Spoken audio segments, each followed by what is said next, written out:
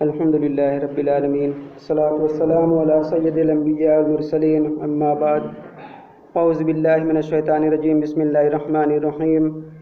ألا إن أولياء الله لا خوف عليهم ولا هم يحزنون.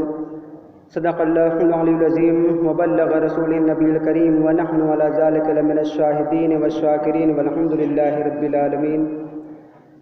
برادران اسلام، آئیے سب سے پہلے ہم اور آپ مل کر بارگاہ رسالت مآب میں درود و سلام کا نذرانہ پیش کریں اور پڑھیں اللہم صلی علی سیدنا مولانا محمد وعلی آلہ وصحبہ وبارک وسلم. صلاۃ و سلام علیک یا رسول اللہ صلی اللہ تعالی علیہ وآلہ وسلم. حضرات، یہ ماہ ربیع الثانی کا مہینہ ہے اور زمانے دراز سے مسلمانوں کا یہ معمول رہا ہے کہ اس مہینہ کی 11ویں تاریخ کو سرکار بڑے پیر حضرت غوث اعظم دستگیر رضی اللہ تعالیٰ عنہ کے نام فاتحہ اور نیاز کا اہتمام کرتے اور ان کی یاد میں جگہ جگہ ذکر غوث پاک کے محفلیں سجا کر اپنی عقیدت کا اظہار کرتے ہیں. اور اب تو یہ عمل اتنا رواج پا گیا ہے کہ اہل عقیدت صرف 11 تاریخ ہی نہیں بلکہ پورے ماہ ربیع الثانی میں غوث اعظم کی نیاز و فاتحہ کا پروگرام رکھتے ہیں، بلکہ اس مہینے کو بڑے پیر کی 11ویں کی نسبت سے 11ویں کا مہینہ یا بڑے پیر کا مہینہ بھی کہا جاتا ہے.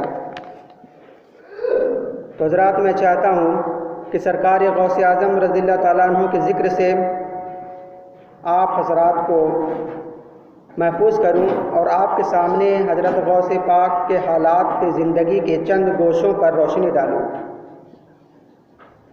اللہ تعالیٰ نے سرکار غوثیت مآب رضی اللہ تعالیٰ عنہ کو اتنے کمالات عطا فرمائے ہیں جنہیں اس مختصر سی تقریر میں بیان نہیں کیا جا سکتا.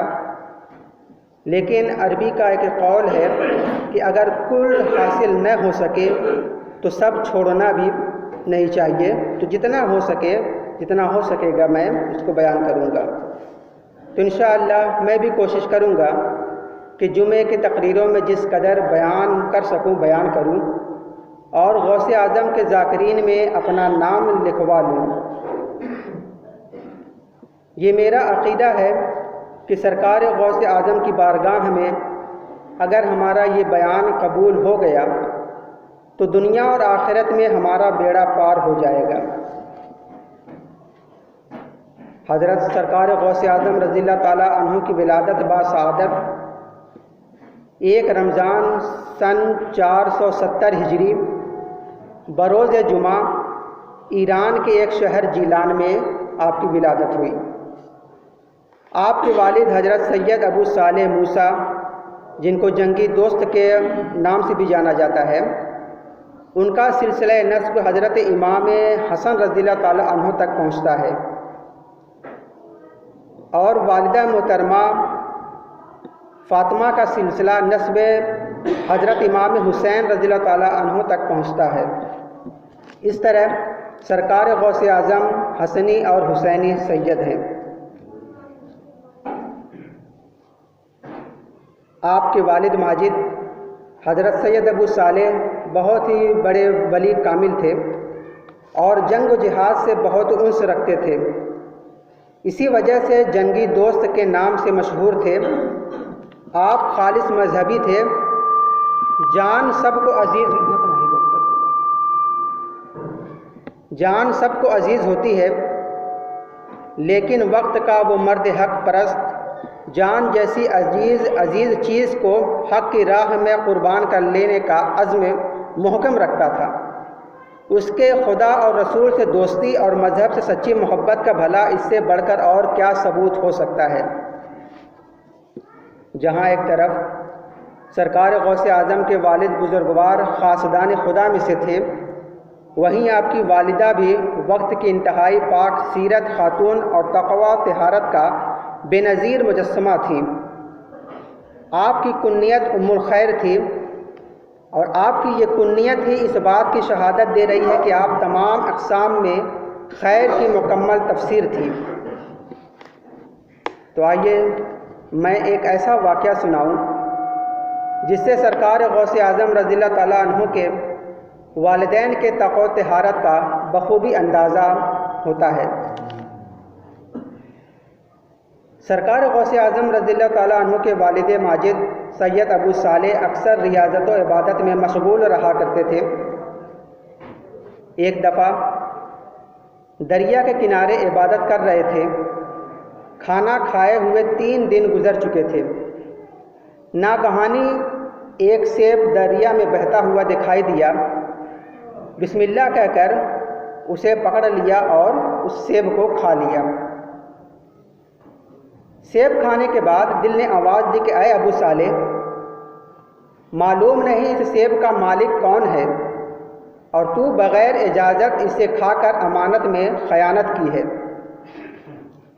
یہ خیال آتے ہی کپڑے جھاڑ کر اٹھ کھڑے ہوئے اور دریا کے کنارے کنارے سیب کے مالک کی تلاش میں چل دیے۔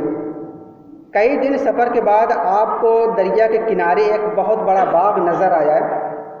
اس میں ایک سیب کا بہت ہی لمبا تناور درخت تھا جس کی شاخوں سے پکے ہوئے سیب پانی میں گر رہے تھے۔ سید ابو صالح کے دل نے شہادت دی کہ جو سیب میں نے کھایا ہے وہ اسی درخت کا ہے۔ لوگوں سے اس باغ کے مالک کا پتہ پوچھا۔ معلوم ہوا کہ اس کے مالک حضرت سید عبداللہ رئیس جیلان ہیں۔ فوراً ان کی خدمت میں حاضر ہوئے اور سارا ماجرا بیان کیا اور باادب اجازت سیب کھا لینے کے لیے معافی کے خواستگار ہوئے۔ سید عبداللہ بھی خاصان خدا میں سے تھے۔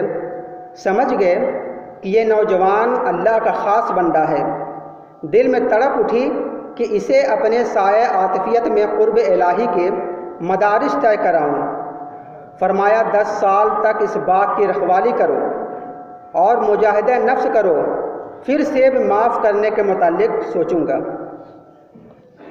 حضرت ابو صالح نے رضا الہی کی خاطر فوراً یہ شرط منظور کر لی اور 10 سال بعد سید عبداللہ کی خدمت میں اپنے خطا کی معافی کے لیے حاضر ہوئے۔ انہوں نے فرمایا نہیں، ابھی نہیں، اور 2 سال میری خدمت میں رہو، پھر تمہارے متعلق سوچیں گے۔ سید ابو صالح نے یہ 2 برس بھی نہایت خوشی سے گزار دیے کہ شیخ عبداللہ کی صورت میں انہیں ایک رہبر کامل میسر آ گیا تھا۔ 12 سال کی طویل مدت ختم ہوئی تو حضرت عبداللہ نے انہیں بلا کر فرمایا کہ اے فرزند، تو آزمائش کے کسوٹی پر پورا اترا ہے، لیکن ابھی ایک اور خدمت باقی ہے۔ وہ یہ کہ میری ایک لڑکی ہے جو پاؤں سے لنگڑی ہے، ہاتھوں سے لنجی ہے، کانوں سے بہری ہے، آنکھوں سے اندھی ہے۔ اس بیچاری کو اپنے نکاح میں قبول کر لو تو میں تمہیں سیب بخش دوں گا۔ حضرت ابو صالح نے سید عبداللہ کی بات بھی منظور کر لی اور اس طرح سیدہ فاطمہ سے ان کا نکاح ہو گیا۔ شادی کے بعد جب سیدہ فاطمہ کا سامنا ہوا تو یہ دیکھ کر حیران رہ گئے کہ ان کے تمام اعزاز صحیح و سالم ہیں اور اللہ نے انہیں کمال درجہ کے حسن ظاہری سے متصف فرمایا ہے۔ دل میں وسوسہ پیدا ہوا کہ شاید کوئی اور لڑکی ہے۔ اسی وقت باہر نکل گئے۔ صبح پریشان حال میں شیخ عبداللہ کی خدمت میں حاضر ہوئے۔ وہ اپنی فراست باطنی سے سب کچھ جان گئے تھے۔ فرمایا اے بیٹے، جو صفات میں نے اپنی بچی کی تم سے بیان کی تھی وہ سب صحیح ہیں؟ تو پوچھا وہ کیسے؟ فرمایا کہ آج تک اس نے کسی نامحرم کو نظر سے نہیں دیکھا، اس لیے اندھی ہے۔ آج تک اس نے خلاف حق کوئی بات نہیں سنی، اس لیے بہری ہے۔ آج تک گھر سے باہر قدم نہیں نکالا، اس لیے لنگڑی ہے۔ اور آج تک خلاف شرع اس نے کوئی کام نہیں کیا، اس لیے لنجی ہے۔ شیخ ابو صالح سمجھ گئے اور ان کے دل میں اپنی بیوی کے لیے کمال درجہ کی محبت اور عزت پیدا ہو گئی۔ اس طرح بخیر خوبی ان دونوں پاک باز ہستیوں کی رفاقت میں ان پاک باز ہستیوں کی رفاقت حیات کا آغاز ہوا۔ حضرات، اس واقعے سے جب آپ یہ اندازہ کر چکے کہ حضرت سرکار غوث اعظم رضی اللہ تعالیٰ عنہ کے والدین نہایت پارسا، صاحب زہد اور تقوی و طہارت کے خوگر تھے۔ تو اس حقیقت کو بھی سنتے چلیں کہ ماں باپ کے عادات و اطوار کی جھلک اولاد کے اندر نظر آتی ہے، یعنی کہ جو عادات ماں باپ کے ہوتے ہیں اس کی جھلک اولاد میں نظر آتی ہے۔ چنانچہ آپ دیکھتے ہوں گے کہ حالت حمل میں، یعنی کہ جب عورتیں پریگننٹ ہوتی ہیں تو اچھی اچھی غذائیں، میوے، طاقت کی ٹانکس، کیلشیم کی گولیاں اور امراض سے بچنے کی احتیاطی دوائیں استعمال کرتی ہیں، اور یہ ساری تدابیر اس لیے اختیار کی جاتی ہیں کہ پیدا ہونے والا بچہ صحت مند، تندرست اور امراض سے محفوظ پیدا ہو۔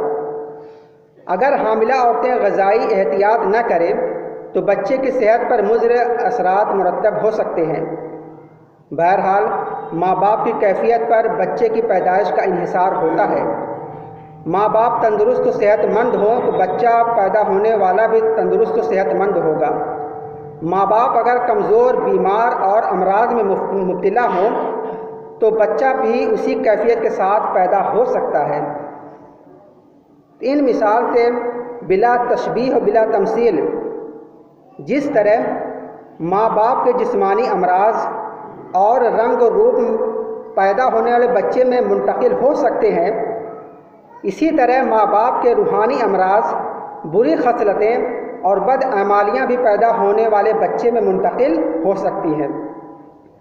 حاملہ عورت بچے کے پیدائش سے عین قریب اگر فلم رسالہ پڑھتے پڑھتے یا فلم دیکھتے دیکھتے یا لڑتے جھگڑتے ہاسپٹل پہنچ جائے اور اسی حال میں بچہ پیدا ہو جائے تو آپ خود سمجھ لیں کہ بچہ کن خرابیوں اور کن بری خصلتوں اور عادتوں کے ساتھ پیدا ہوگا۔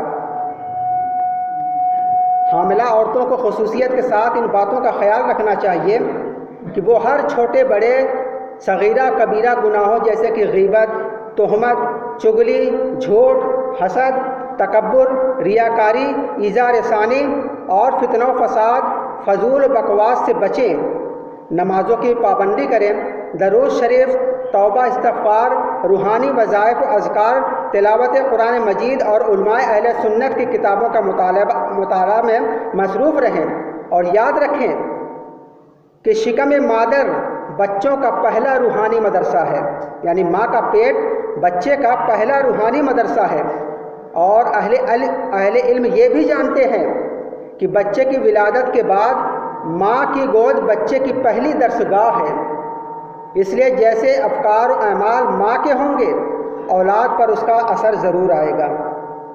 چنانچہ آپ دیکھ لیں کہ جب تک خواتین اسلام اللہ تعالیٰ اور رسول اللہ صلی اللہ علیہ وسلم کی فرما بردار رہیں، امام حسن، امام حسین، غوث اعظم، خواجہ اعظم، امام غزالی، امام سیوطی جیسے فرزندان اسلام پیدا ہوتے رہے۔ اسی لیے علامہ اقبال نے فرمایا ہے کہ اے عورت، عصر حاضر کی نگاہوں سے اوجھل ہو جا، یعنی پردہ اختیار کر لے تاکہ تو اپنی آغوش میں ایک شبیر کو پال سکے۔ مطلب یہ ہے کہ اے بنت حوا، تو حضرت فاطمہ کی طرح باحیا اور با پردہ ہو جا تاکہ تیری گود میں ایسا فرزند پرورش پائے جو امام حسین کے صفات کا مظہر ہو۔ اور اسی طریقے سے اولاد پر باپ کے اخلاق و کردار کی بھی مکمل چھاپ پڑتی ہے۔ چنانچہ کہا جاتا کہ لڑکا اپنے باپ کا راز یعنی مظہر صفات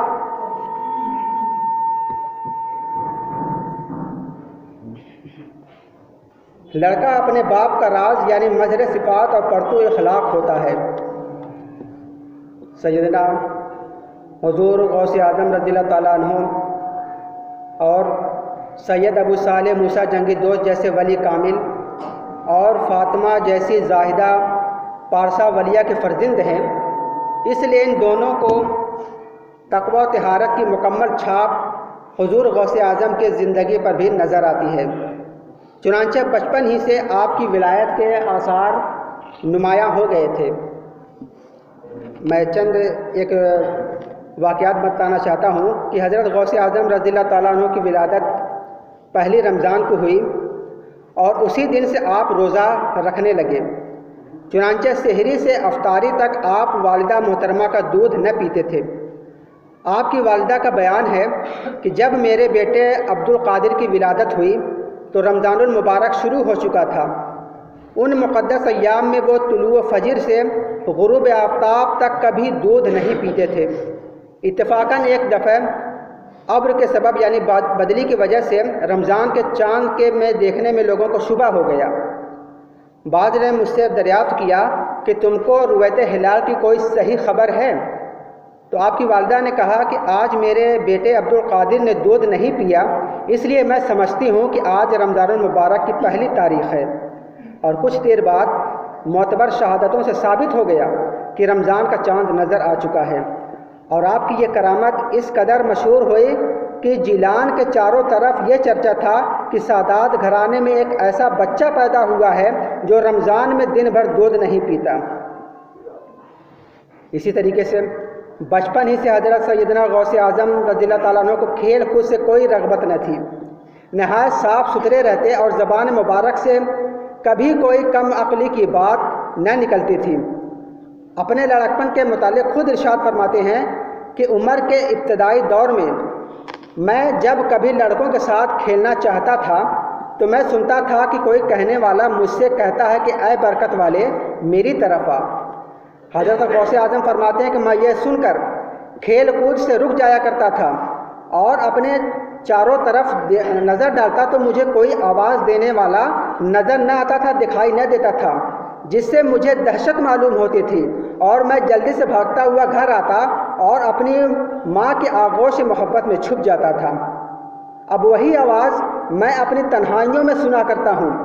अगर मुझको कभी नींद आती है तो वो आवाज़ फ़ौरन मेरे कानों में आकर मुझे मुतनब्बा करती है कि तुमको इसलिए नहीं पैदा किया गया है कि तुम सो। बकिया बयान इंशाअल्लाह अगले जुमा को करूँगा। हमारे